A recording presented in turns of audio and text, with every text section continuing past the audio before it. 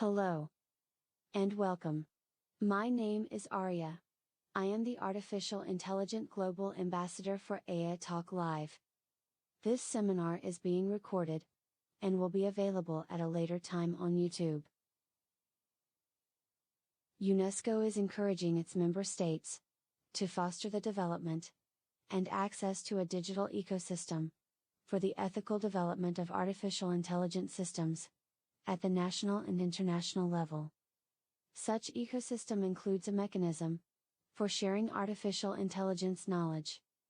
In support of UNESCO call to action, the mission of AI Talk Life is to develop cross-cultural cooperation for a human-centric approach to artificial intelligence and make a better future for all. This program is made possible by the international collaboration of our distinguished fellow founding members. This cohort includes artificial intelligence experts, researchers, educators, philosophers, programmers, policymakers, as well as private sector and civil society representatives from over 20 countries. Thank you all for your contributions.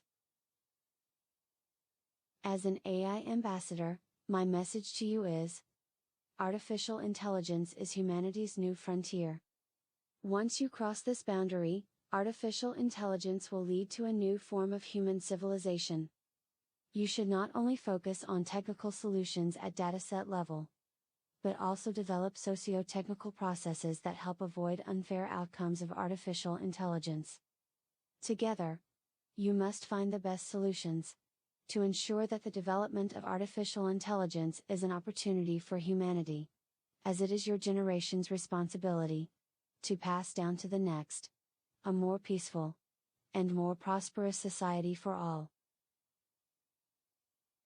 And now, it is a pleasure to introduce two of our fellow founding members, Dr. Peter Addo and Abel Pena Fernandez. Abel, this virtual space is yours now.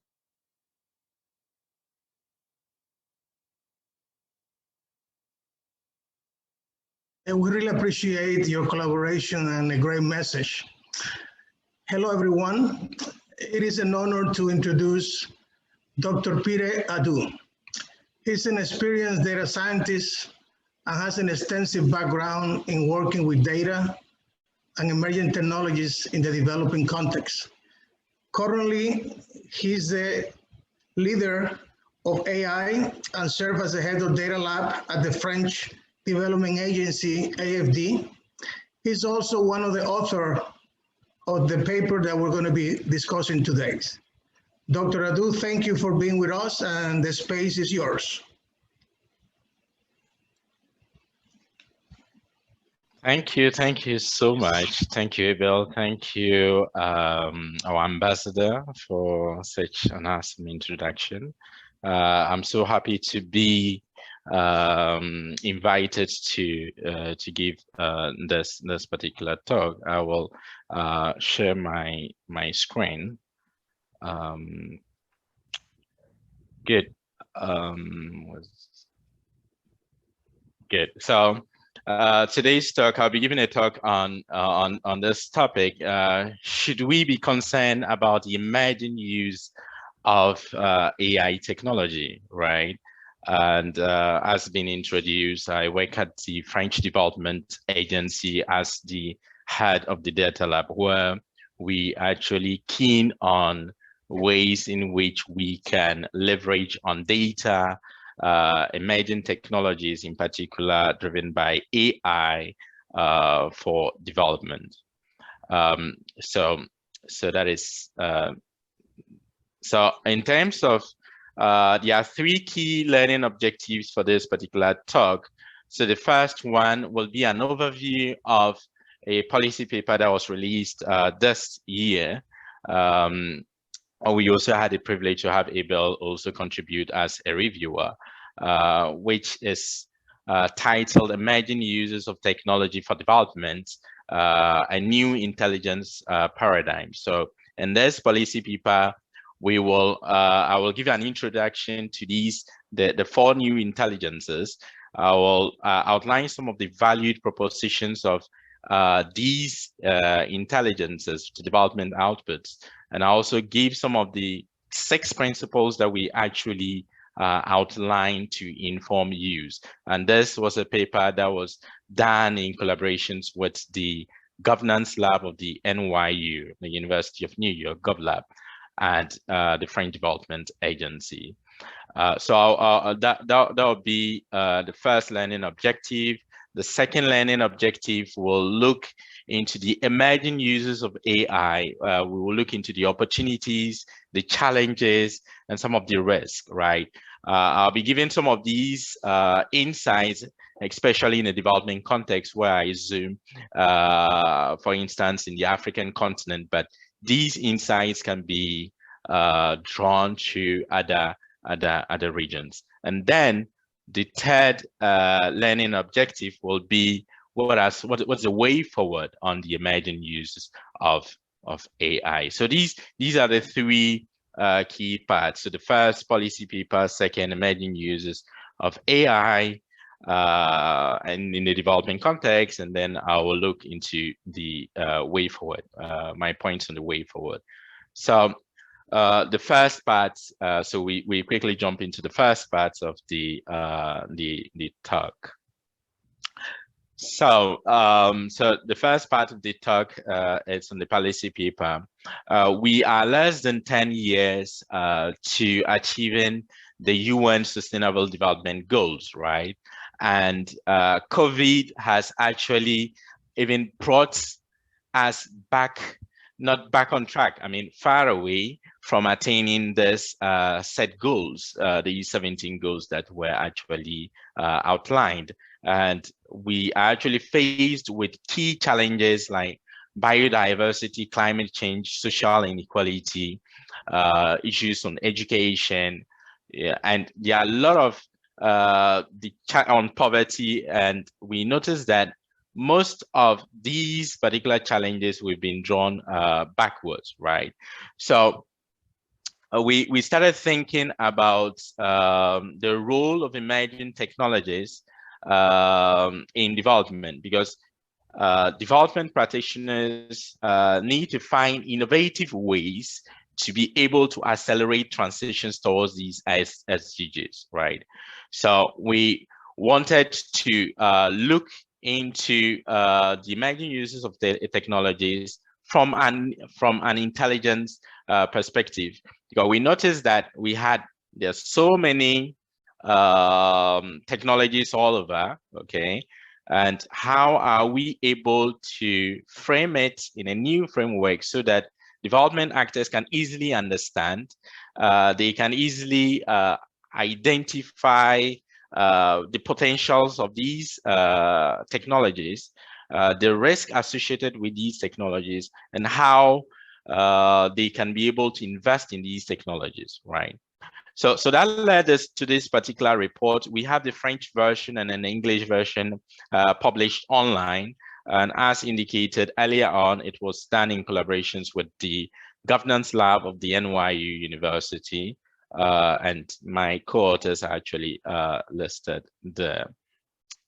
So what is the 4 intelligence paradigm? So as the 4 intelligence paradigm actually centers on these 4 areas. So we have the data intelligence, artificial intelligence, collective intelligence, and embodied intelligence.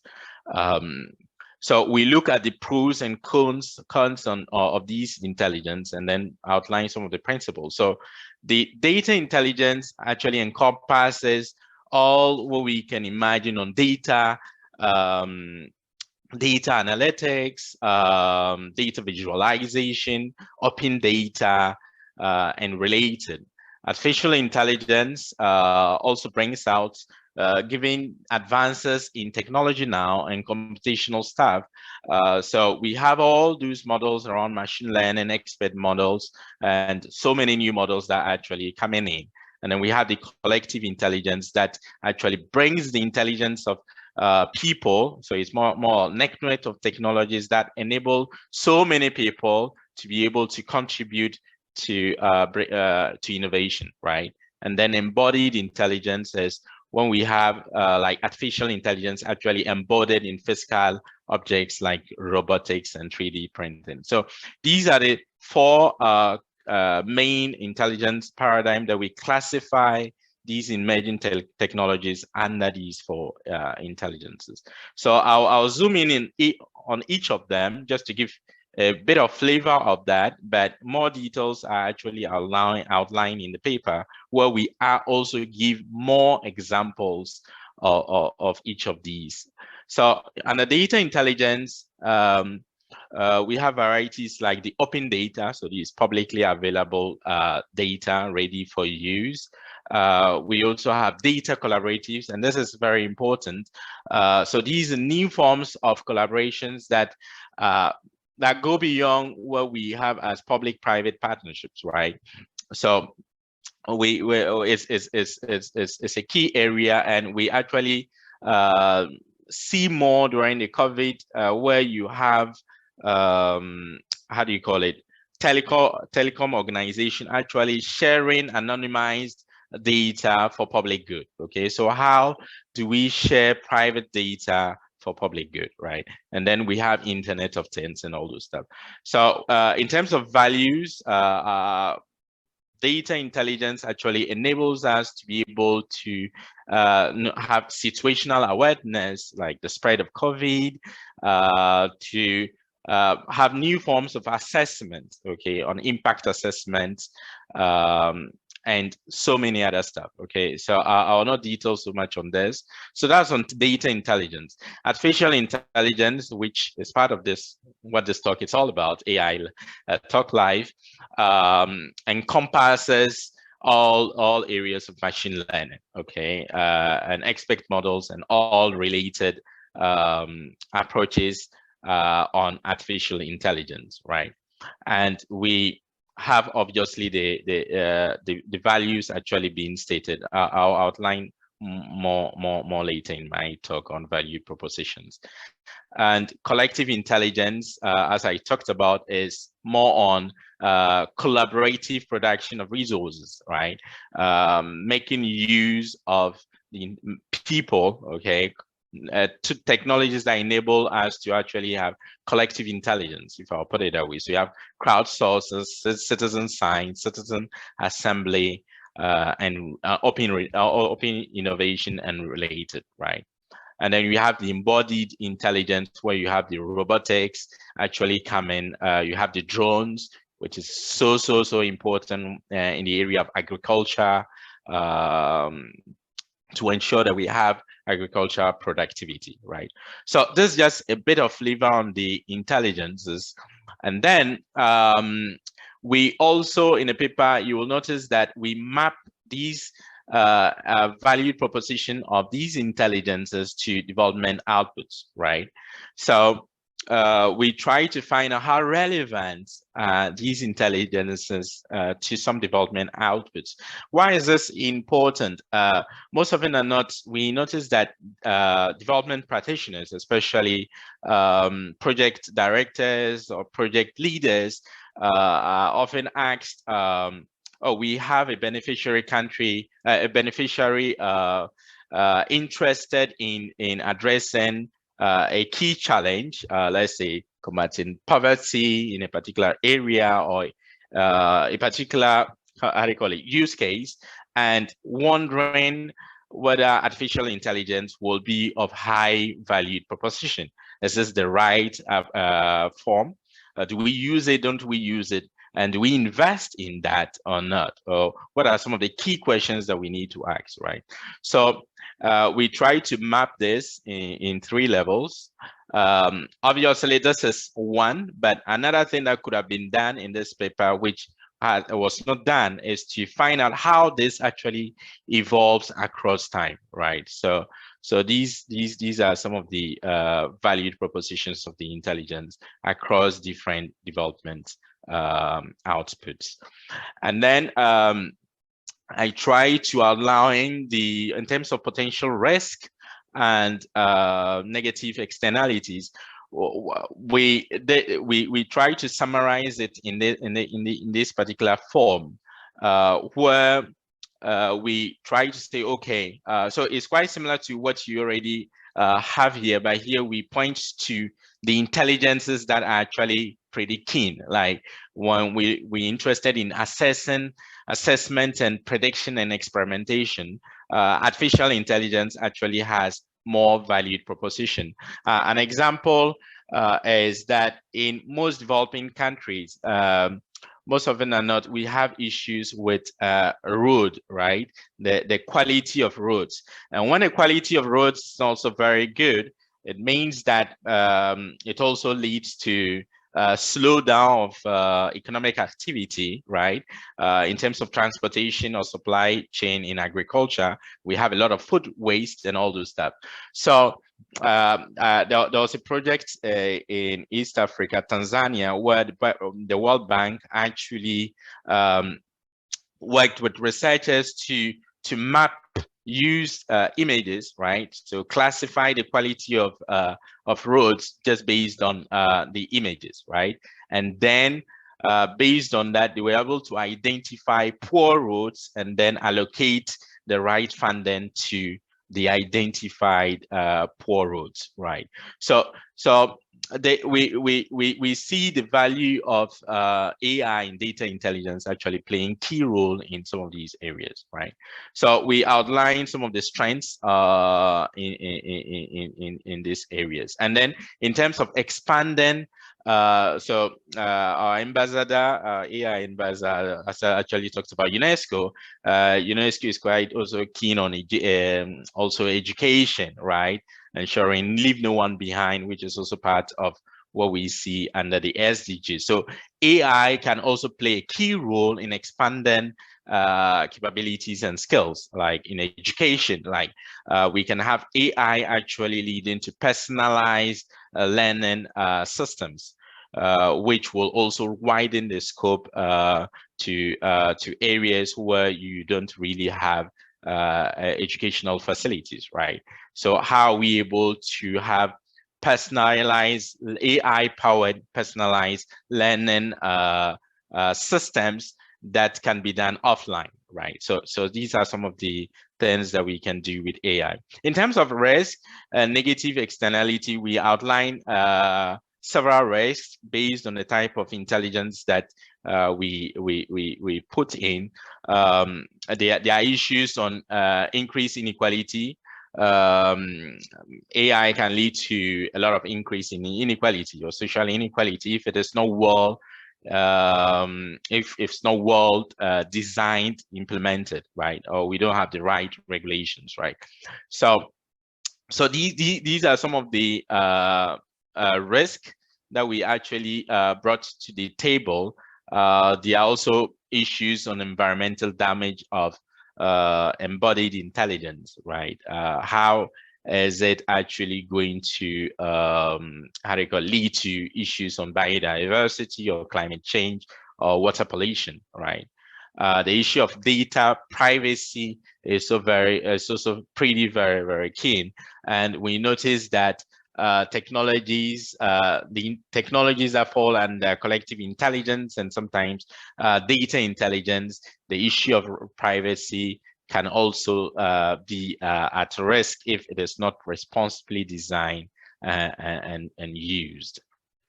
Then in the paper, we then try to provide principles. So it's probably well defined in the paper, but in summary, these are the 6 key principles to inform use, right? Questions as to whether is it fit for purpose, right? Is it fit for purpose? Do we have the right local expertise, especially when we are funding or co-financing or co-constructing an initiative in a beneficiary country? We need to find out whether we have the local expertise, we have the right people on the table to be able to ensure that it's sustainable, right?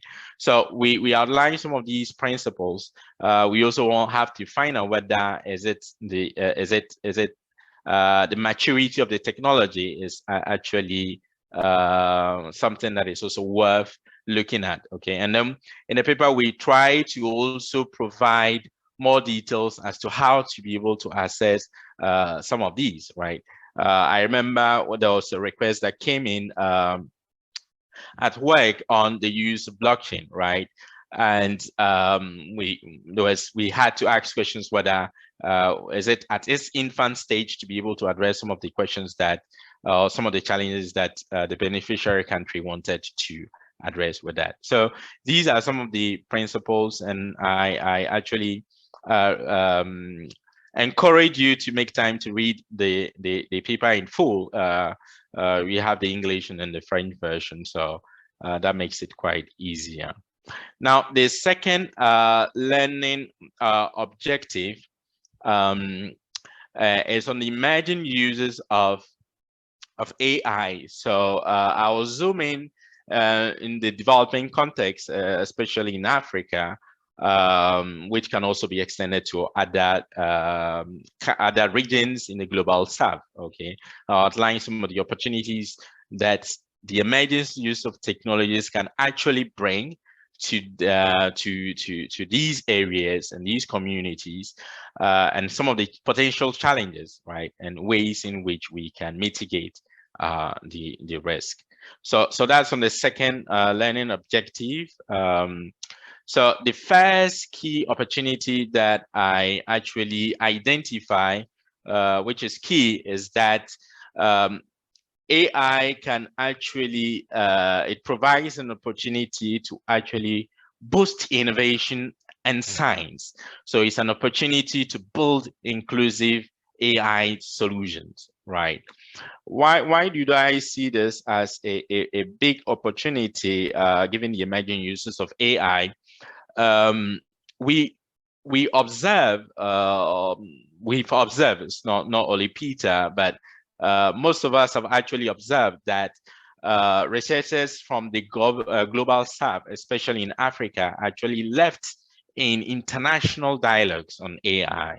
They are not well represented in such dialogues, in the development of new tools, in issues of building the right principles and designs and ethics, right?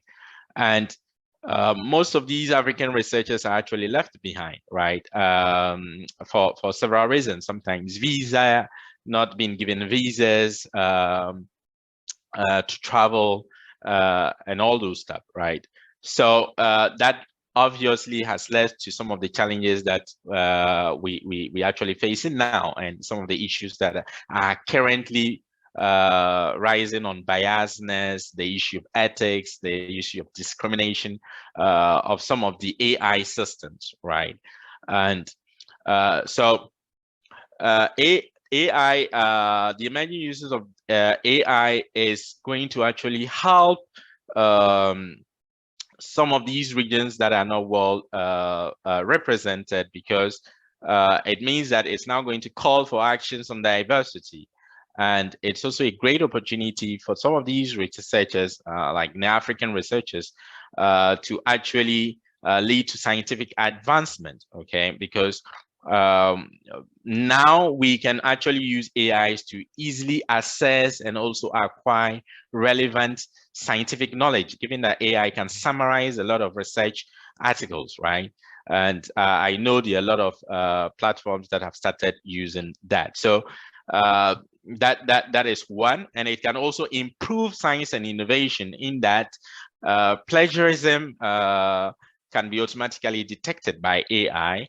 It will also enable researchers to be able to put energy in areas that there are opportunities to explore. Okay, it can also enable us to be able to spot data fabrication, which is also very risky. An example in drug discovery, if there's data fabrication, that is not going to be very good, right? And another area which I think it's an opportunity to build inclusive AI solution. I'm happy that the AI Talk Live ambassador can speak quite a number of languages, and if we look at Africa, it's a continent with linguistic diversity, right? So many languages, so many dialects, and so many different languages. And you notice that some of the AI voice recognition, like Siri, and so many of these known tools built in the global south are actually centered on the principal languages like English, French, and Spanish, right? And a few. So given the diversity of languages, it means that locally AI researchers and organizations or institutions can build new solutions, right, that are locally relevant to be able to address key social issues and leaving no one behind, right?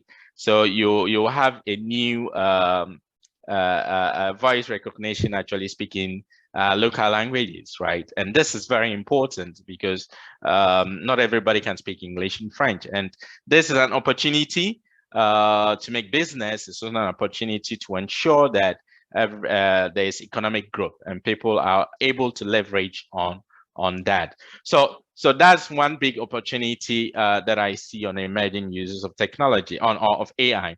The second big area is that it can boost the labor market and human capital development, right, to prosperity.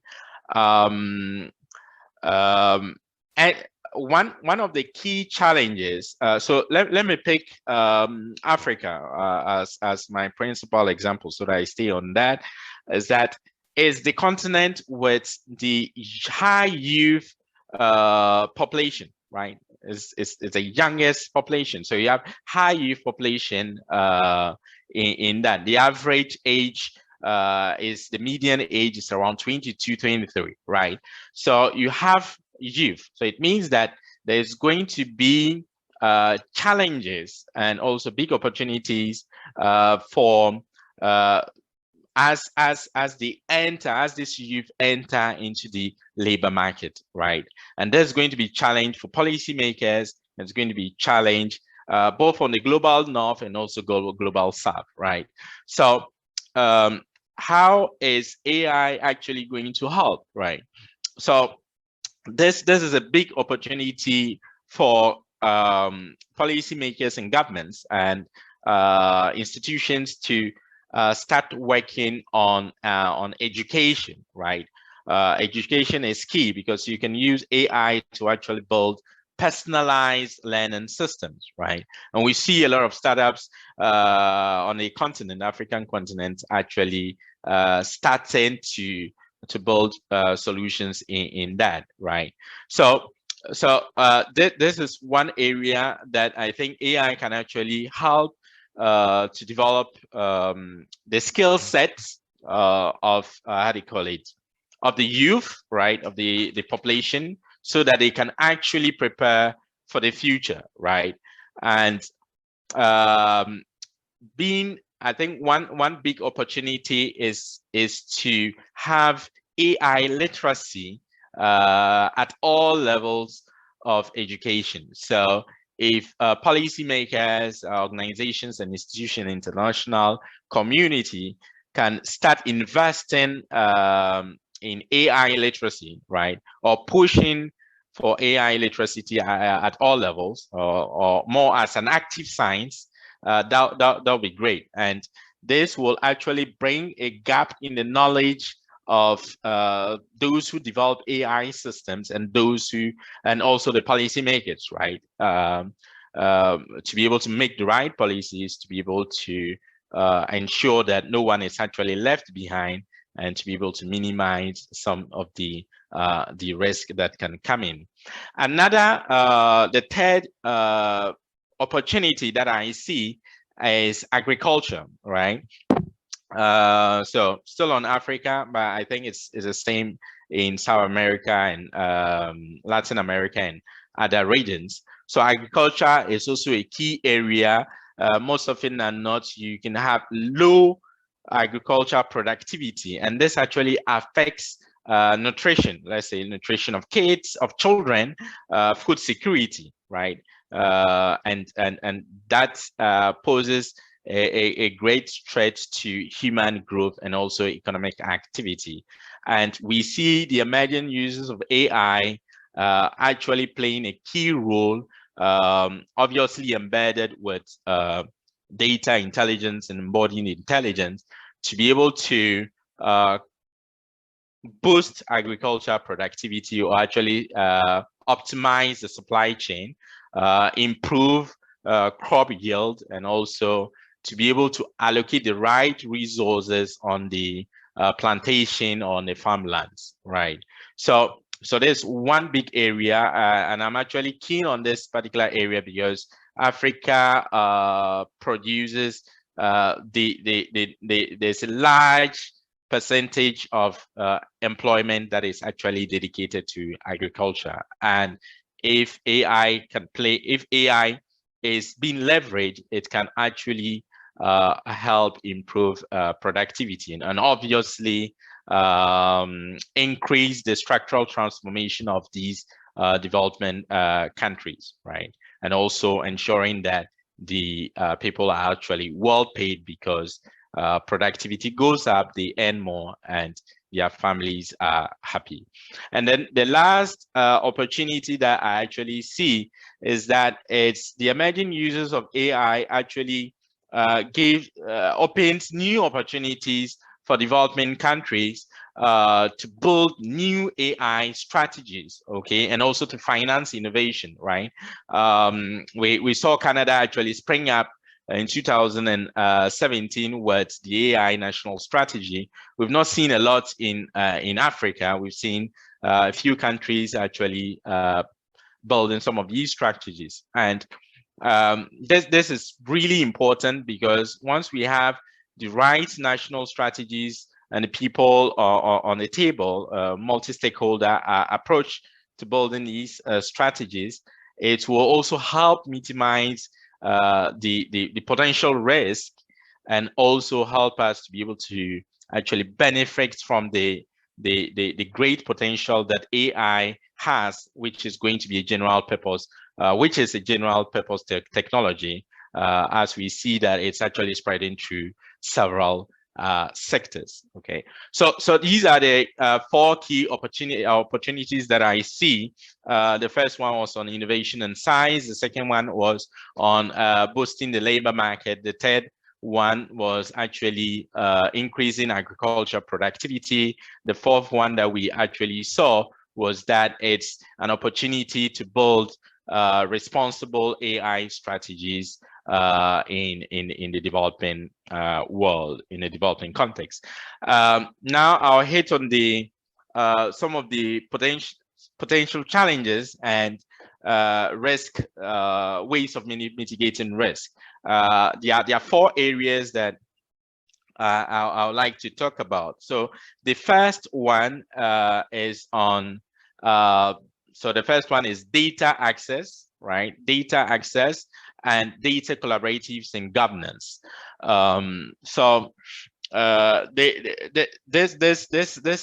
This is a key challenge because AI is actually feeding on data, right? So we cannot really talk about AI without talking about data, right? So how do we get access to data, right?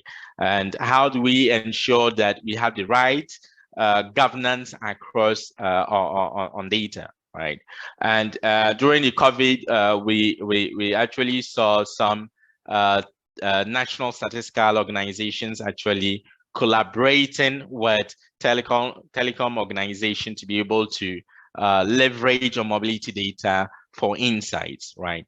So this is an area that is pretty key. The area of data governance is key, and that leads to the need for responsible data stewardship, right?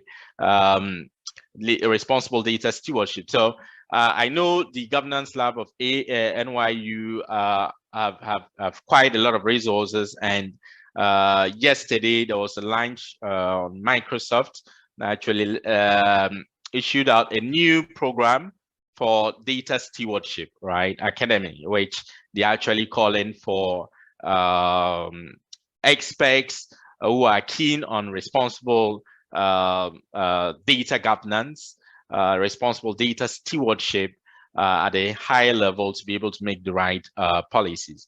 Another key challenge under the issue of this issue of data and governance in collaboratives is to ensure sustainability. Most often than not, you have organizations either financing data collection activities or financing projects around AI.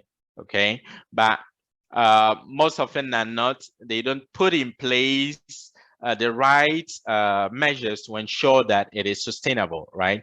So if you build a system, a data intelligence or AI intelligence system, and the local, you don't have local expertise or local know-how or the capacity on these systems, then then it's not going to be sustainable. And we observe that most often than not, we have financing.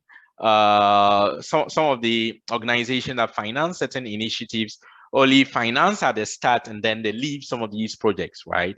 And that is not good investment, and it's not sustainable. So this one key challenge that is worth considering. Another area, the second part is on education. I think education is key. Education on data and AI literacy is key to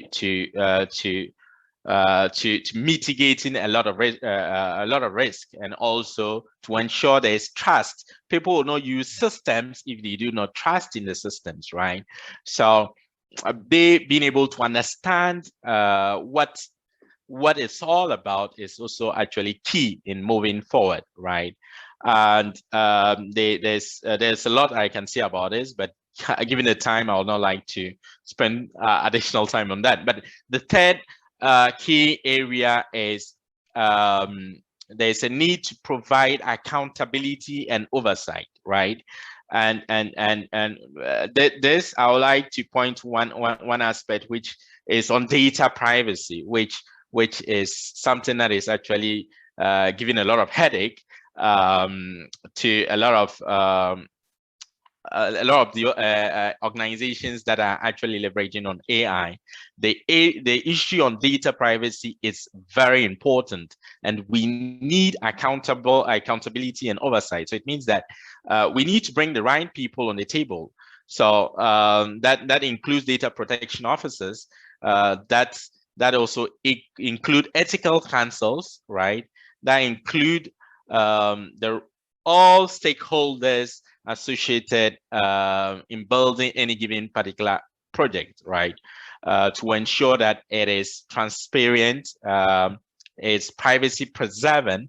The good news is that now we have AI algorithms like federated learning that is privacy preserving machine learning approaches. So we have some of these approaches that are currently being embedded, and this is an area that is worth also looking at. So accountability and oversight communities, how do you call it, mechanisms in some of these locations or regions of the world or countries is also pretty key. Development practitioners do have a key role to be able to mitigate the risk that some of these challenges and also some of the potential risk. For instance, not funding initiatives that are more like top down, like we bring solutions from the global south to the global north to the global south, right? Without actually ensuring that there is a proper study to find out whether it's actually fixed, it's actually fit for purpose, it's actually fit in the environment of implementation, and also to ensure that we have the local expertise and know-how, and also involving the local organizations on such initiatives. So development practitioners do have a key role to be able to ensure that risk is actually mitigated, and then we can also have positive impact. This also implies that development practitioners also can also selectively select where they invest, right, to ensure that some of these challenges are actually being mitigated and we have the right impact, right? So these are some of the challenges and ways to mitigate risk. The third learning objective, so that I'm able to meet my time, is on how way forward, right? So I've outlined these points on my ideas on ways in which we can move forward. The first aspect has to do with all what we've been talking about on data governance, data literacy, obviously, data collaboratives, and data stewardship. So I think there should be more efforts on this area where we can actually leverage on available data and also reuse some of the existing data for public good, right?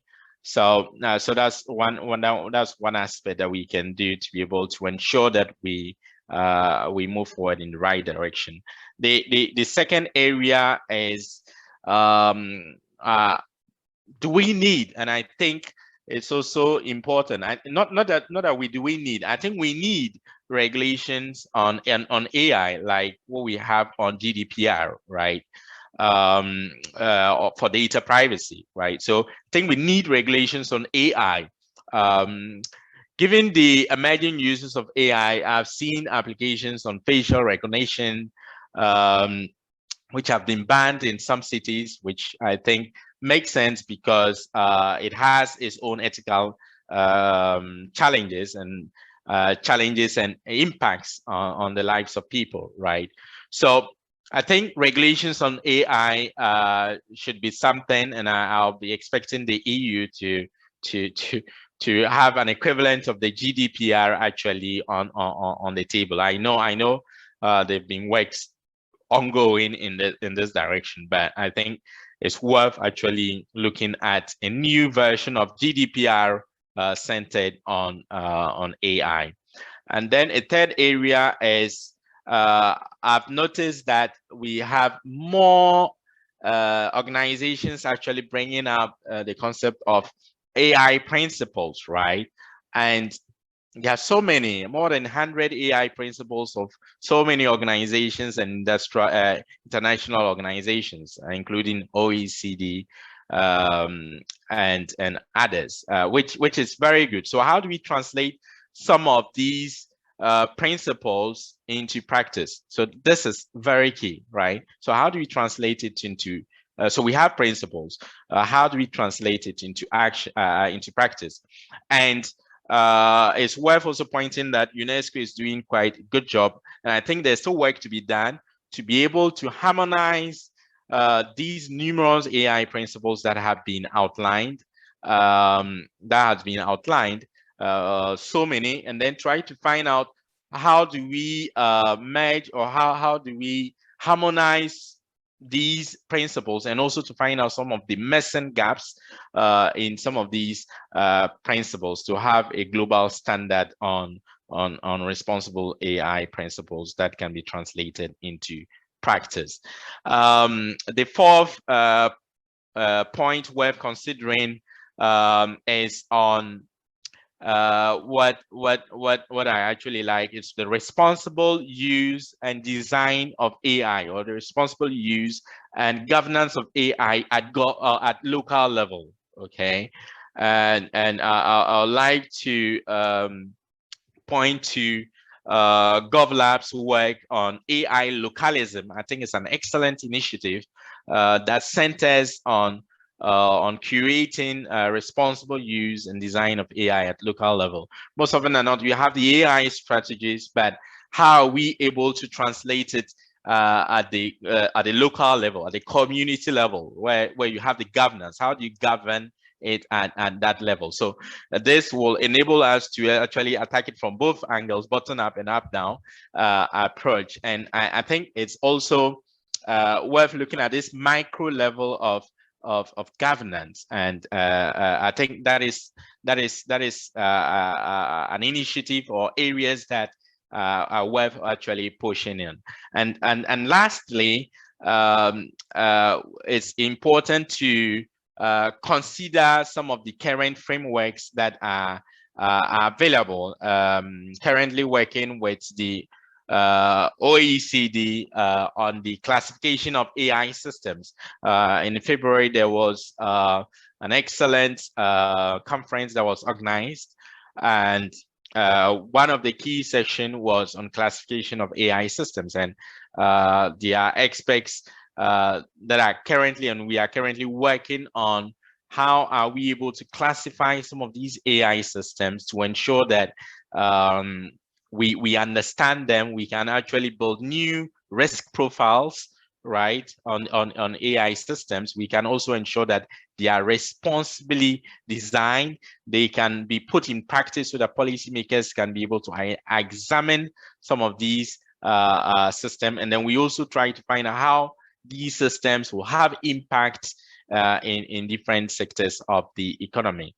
And I know the Council of Europe, KEHA, has also released quite a lot of issues on ethics.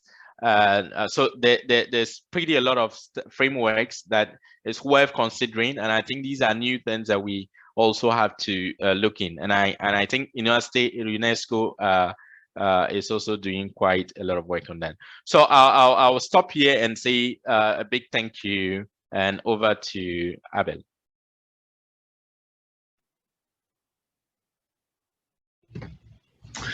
Excellent presentation, Dr. Addo. We have a few questions. How is the process to start a collaboration that happened between the United States and France? There is any framework that other country can consider? And what are the lessons that you can share with us about that?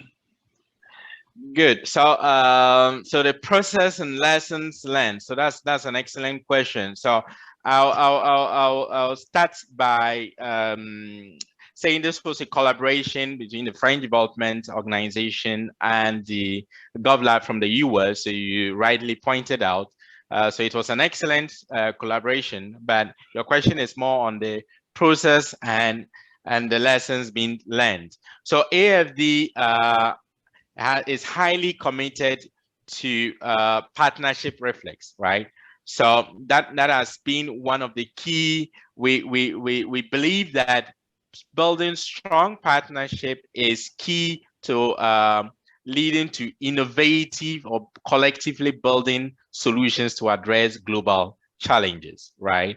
Like biodiversity, climate, social inequalities. And GovLab is an action research center that are very known to produce quality research. So how did we actually identify them? So based on their works, so that was one of the stuff that actually came in, and I actually listened to talks from GovLab in meetups like the World Data Forum, where we met in Dubai. We've had discussions at the Paris Peace Forum, and we actually started discussing key questions that are worth exploring that will be beneficial to both sides, right? So there were a lot of questions. There are quite a lot of projects, and I think one of the projects is on data for COVID African Challenge that you might have seen online. And so we started drafting proposals, and then during so proposals were done, and we were brainstorming between these two parties. So I'm on the process.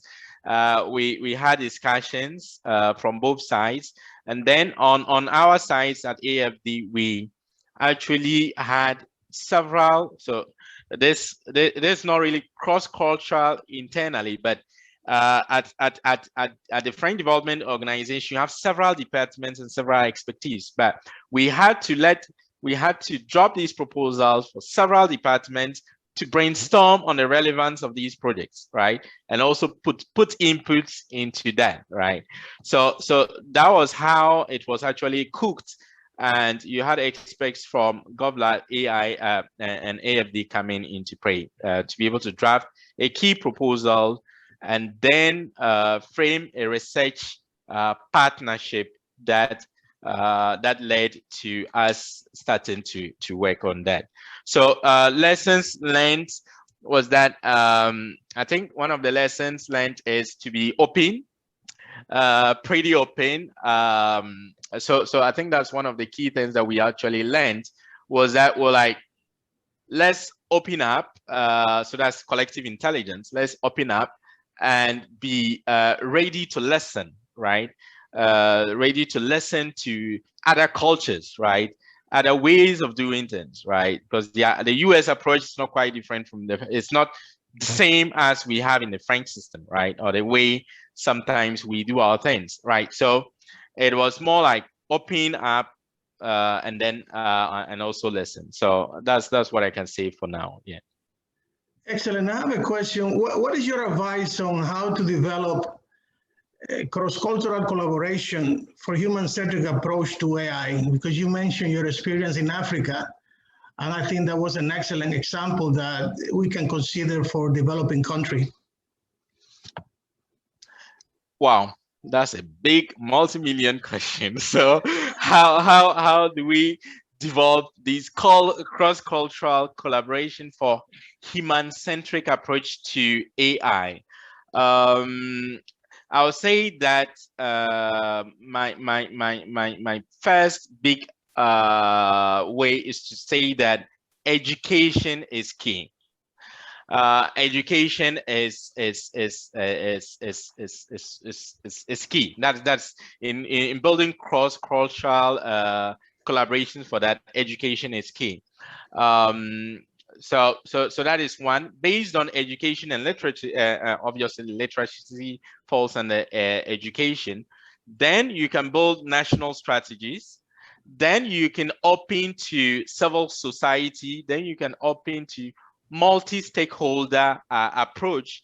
Then you can open to the world in common, as we have at AFD.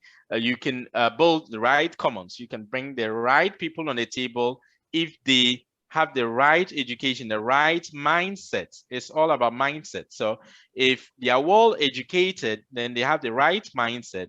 And once they have the right mindset, they can sit on the table to be able to design a responsible and inclusive AI systems that will help address current global challenges and probably future challenges that we may have. Excellent. We thank you for being with us. And you were mentioning about UNESCO. Thank you so much. And we have to think right now how critical is going to be AI ethics and diplomacy. And this is going to take us to the second episode, because as you know, the second session of UNESCO, where technical and legal experts, they're going to meet in June to approve the final draft. One of the experts is Dr. Eugenio Garcia. He's a diplomat from Brazil, and he's going to be with us in June, and the topic is going to be AI ethics and diplomacy, multilateralism and the international governance. This is the end of the program. We don't have a lot of time, but we thank you for being with us and for sharing our mission. Have a peaceful day. Thanks for attending. Thanks to Dr. Peter Addo and Abel Pena Fernandez for hosting this event. Please help us improve by completing the small survey in your email inbox. Have a great day.